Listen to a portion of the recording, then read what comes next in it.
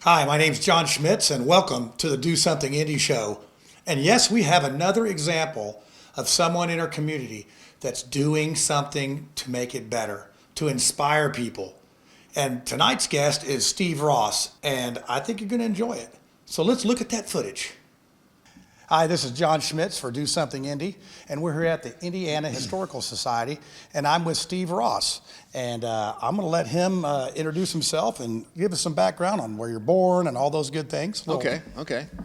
Hi, I'm Steve Ross, formerly with the Vogue nightclub.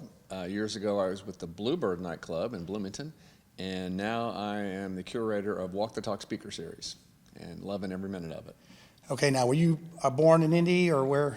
I was born in Indianapolis, yes, and I was born in the Women's Hospital, which I now think is part of the IU Med Center. Okay, yeah. And it's interesting because my girlfriend was too. She was born in the same hospital. Anyway, that's a side note. So I was born here, and then my father he was in his internship at IU Med School, and then he became a radiologist, and we moved to Washington, Indiana.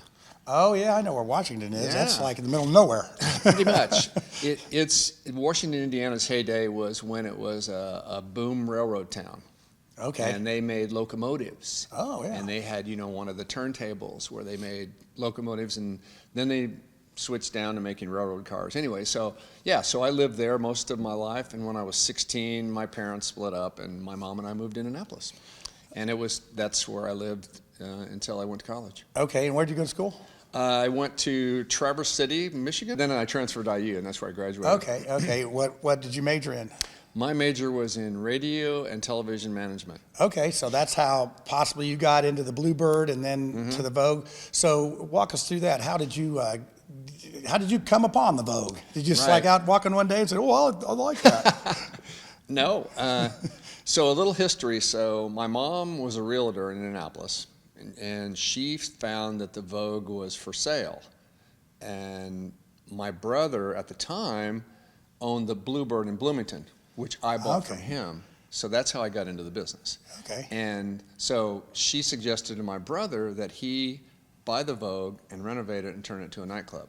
Now my brother said that story was a lie, but God bless my mom. I believed her. Anyway, so my brother owned the Bluebird. He sold that to me in 1981, and I had a partner at the time. And my experience with my degree, radio and television, was great because I right away I understood how to advertise and how to present yourself on media. At the time it was, radio, TV, word of mouth, and flyers. Whereas to now there's, it's all social media. Yeah. Anyway, back then it wasn't that way, and so my degree taught me that, and it also taught me. I managed a college radio station called WIUS. And that taught me that it's not that I need to know everything. I need to work with people who can help me fill in the blanks, as you know. Yep. It's like you can't do everything yourself. You've got to learn to delegate. And, there are great people that do what you need help with. And that station taught me about teamwork and that I had the ability to bring people together and make things work. Okay, so let's fast forward a little bit. Yeah. How'd you get to the Vogue then? That was 81. Yeah. Bluebird. So in 1986, my brother was done with the Vogue, and he wanted to sell it. So my partner and I bought the Vogue. I'm starting to see a pattern here. You Yeah. just follow your brother around. What is he doing a Walk the Talk series too? He should. That's a good point.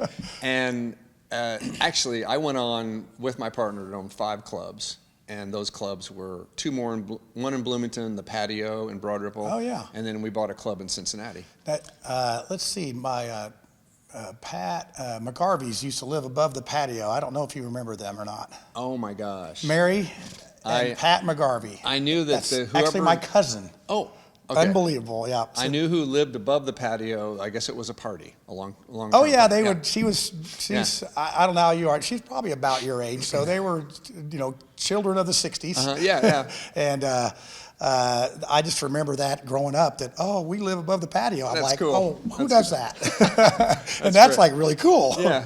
So you had that and 5 clubs. That's 5 that's clubs. like a lot of babysitting, isn't it? It was busy. Once again, went back to some of my roots when I was at IU. I learned that, it's hiring the right people, working with a team, empowering them. I was huge on empowerment, give them the ability to achieve. And, 90% of the time it worked great.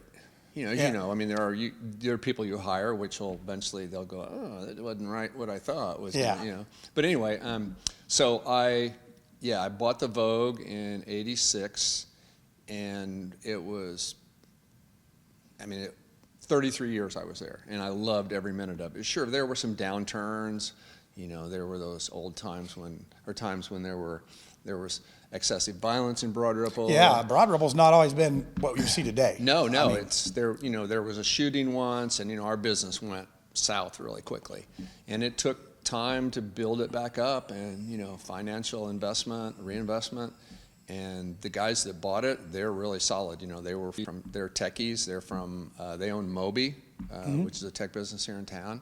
They had just sold it, and their goal is to get into the live music business. And that's a good hobby, right? it's a great hobby.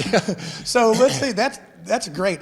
Now I want to ask you some specifics about your tenure there. Sure. And let's do the best and the worst acts. And when I say best and worst, I want to say one of the ones that were the coolest to have there and that were the nicest. Mm-hmm. They don't have to be the same people. Mm-hmm. And then the worst and the meanest. So if wow, without getting anybody in trouble, Sure. Although you don't own the place anymore, so hey, what's that? Right. Well, there were a couple Indiana artists that played, and I'm not going to drop their name, but they weren't easy to deal with.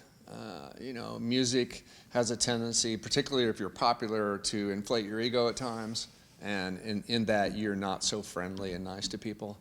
At the same time, we had people like Willie Nelson when he played. What a gentle, generous guy.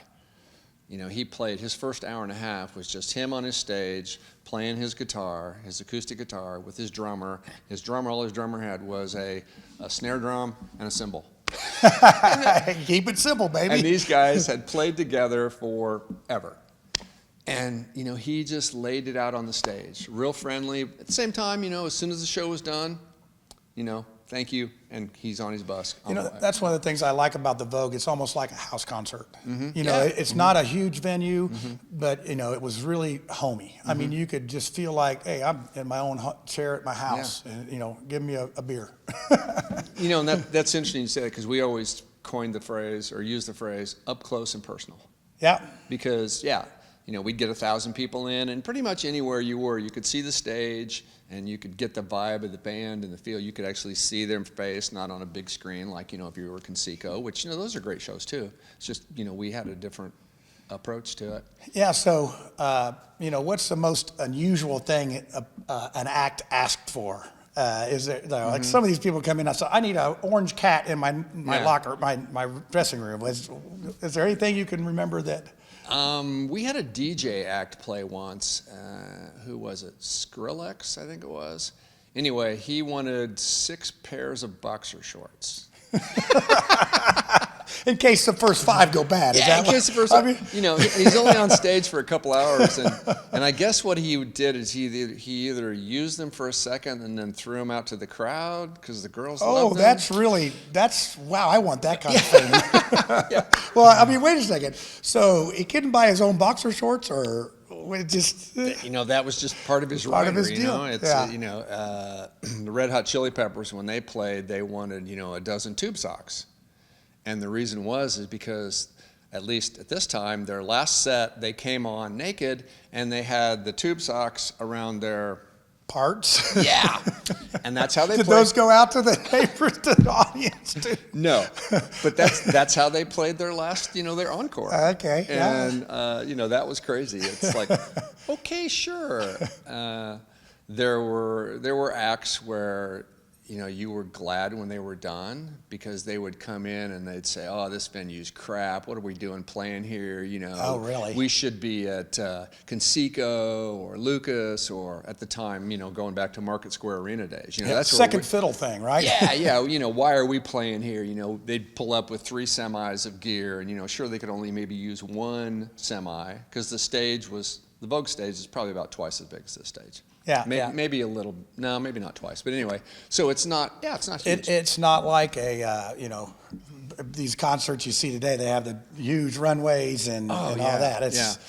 It's Yeah. crazy. But to get that kind of place full, you have to make a giant production. That's what I like about the Vogue. You know what you're going to get when you go there, and it was always a good show. Yeah. So, what made you finally decide after 33 years of this to move on? That's a good question. And I started in '81 and I sold in 2019, and so that's almost 40 years of being in the business. And the biggest thing for me is I saw myself. The average age of our clientele was probably 34. And myself, I'm 65. So I began to see a gap in what I liked and what they liked, and I didn't understand the music as well. And granted, I also felt, okay, bring in some young blood, some people who had new ideas and new money to invest or reinvest, and, to bring the Vogue back up and take it to the next step. And that's what these guys are going to do. Yeah, I always wondered when we were younger, you wondered why your parents don't like rock and roll or whatever. You always wondered, what's that going to be when I get older? Now I know. Yeah. So, it's like, my daughter, when she's home, she's 21, and she'll listen to certain genres of music, and she'll go, oh, do you like this? And I'll go, not really, Now I have a different thing. I have one son that, I always played the Bee Gees and the Carpenters and all that, and he actually likes that. So, really? Oh my yeah, gosh. they're That's great. the other kid, the other son, he's not so much, but he loves the Carpenters and stuff like that. So, but music has changed quite a bit in the time when you started. Yeah. So on to the next thing. Now you have this Walk the Talk series. Give me a description of that. Say I've never heard of this or whatever. Give me that description. Okay, well, Walk the Talk is a local speaker series, and it's based on TED Talks. And we pick topics for our talks based on well-being, positive thinking, and spirituality. And our goal is to create an epic shift, as that's part of our logo, create an epic shift in how people think in a positive way. And you were part of it. Yeah, your message shared that. It was a different idea, a different way to look at things, and it gives everybody a positive thought. And what we like to do is we provide lots of aha moments and moments of personal growth. Yeah, and I'm amazed at how many people can actually speak these days. It's almost like you have to be able to come out and carry yourself. Yeah. And you've had some amazing people. And so if now this is open to anybody. You just have to try out, right? So give us what's the next in that thing, and I'll post all this stuff on this video so you can get that information. So, for instance, when you audition, we throw out on our Facebook page and our website, we throw out the topic idea and the audition dates. And we ask everybody to present a 9 to 12 minute talk memorized, with passion and, heartfelt sincerity. And they audition in front of us, in front of a panel of judges. We're not like American Idol. It was pretty intense. We don't go, no, no. We listen to everybody. We listen to their full talk. And then the judges, the people we use local, we decide on which 6 speakers of the 24 is usually how many we audition. And we'll pick those 6 who each have a different story on the topic. Yeah, your topic was enlightenment. Enlightenment. Yeah. And everybody had a different approach to what enlightenment was. Like our last talk abundance. One woman spoke about, she was healthy and she was a nurse, and then one day she woke up and could barely move. And through that process, she realized that abundance was more than just what you have and own, and everybody had a different story, but it was great. The mixture is really good. You can do a great job with that, and you generally have about 20 folks that try out, give or take. Yeah, 20. But you need to do it. So when's the next audition? Do you have that we out yet? We haven't slated the next audition, and honestly, part of it is that these talks are good. We're averaging 200, 220 people per event. They're not self-sustaining. So thank God we just got our 501c3, and we're in the process of looking for grants and funding. And we've reached out to several entities here in Indianapolis who fund, like CICF, Lilly Endowment. There's a multitude of people we can reach out to. So right now it's on hold as we look for funding. Although people are emailing me every day going, how do I audition? And if you're interested, Walk the Talk series at gmail.com. And what I do is I'm putting everybody on a hold basis. So once we slate our dates for our topics, that's when we'll let everybody know. And the next topic is? Well, we're looking at probably the next topic will be diversity. Diversity. Diversity. Oh, okay. Yeah. Hopefully, with funding, the 4 topics for this year will be diversity.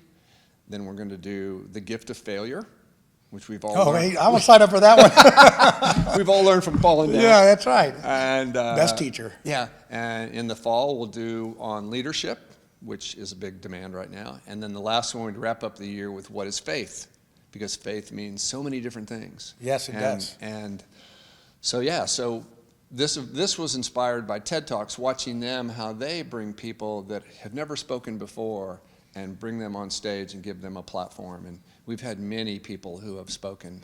So it sounds like to me we need some funding, right? Yes, we need funding. So I'm going to put that information up there, and if there's somebody out there that feels moved to get this done, let's get it done. And if you want to come see it, that's the other thing. It was just about sold out last time, I noticed, and so you can get the tickets online, and it's worth coming out. They're usually on a Wednesday, right? Yeah, they're on a Wednesday, and if the viewer wants to see what we've done, go into YouTube. Walk the Talk Speaker Series is our YouTube channel. We have over 115 videos, each speaker, including John. Oh, I'll post mine for sure. You can check it out. Yeah. Don't laugh. We film them individually, and then we put them on our YouTube channel, just like TED Talks. And we've had, at this point, over 70,000 views, over 500,000 minutes of viewing time. And our goal is to grow. We've got the content. We have the mission and the passion to make this work. And it's the biggest thing I tell people is that after every talk, even we've done 20 talks so far, 20 times 6 people, so that's what, 120, we're doing the math real quick, 120 people. In that we've had 20 talks, we've had 24 people audition for each talk. So there's a multitude of people out there that want to share their story. So after 20 talks, what I have learned is to be more honest and authentic. And that's how I walk the talk more every day. Yeah, and I just from my observation this is something that you really have a passion for. I mean, I can just tell you when you're up on the stage and they're saying, "Oh, Steve Ross," and you're sort of like, "Oh, shucks." I'm like, do I have to be out here? And you just like it's all about them. I'm humble about it. I mean, and that's it's just really this is a great thing. Now, how long has Walk the Talk been going? How many years? We started in June of 2016. Okay. And so we're going on almost 4 years. Yeah, and I think that this is a newer, since you don't have the Vogue anymore, this venue is really good for this. I mean, it really is something that I think you've found a home. Hey, we need some funding. So, somebody write a check here and let's get this funded. Yeah, thank you, John. Yeah, it has been a blessing to do this and to give back. That's the biggest part. Yeah. Well, you've definitely been a contributor to the music scene, and that's what our show's about. Yeah. We're focusing on people that are doing something. And thank you. You're in another season of your life, sort of like I am with this show. And so we appreciate you tuning in. And Steve, thank you, John. It's a pleasure. Really Thanks for doing this. Appreciate it. Thank you for what you do too. All right. Well, hey, there you go. The famous Steve Ross. Oh, thank you. Well, that Steve Ross is one cool cat. But now he's on to a new season with the Walk the Talk series. So if you're interested in being in the Walk the Talk series or sponsoring it, because he sure could use some help. And also, if you want to see my Walk the Talk series, I put my link in the comments below so you can check that out. So this is the portion of the program where I tell the bad dad joke. And I know you've just been dying to hear what kind of silly joke I'm going to come up with this week. Well, this was actually one of my favorites. So here we go. Which apartment did Shakespeare's girlfriend live in? You don't know? Well, it was either to be or not to be. So, I'm sorry. So, hey, I have to give a shout out to Amy and Rachel with the Indiana Historical Society. They were so accommodating, friendly, and they even validated my parking. So I want you to go out there and visit this Indiana Historical Society, and I've actually been asked to come back and do an interview and talk to them about the campus they have out there. It's just really cool. So, this is the time in the program where I tell you to like my page, share all this stuff with your friends, because we have some really good shows lined up for this year, and we want you not to miss one of them. So every Wednesday, 8 p.m., we're going to try to bring you something, and hopefully you like it. So tell your friends, and see you next time.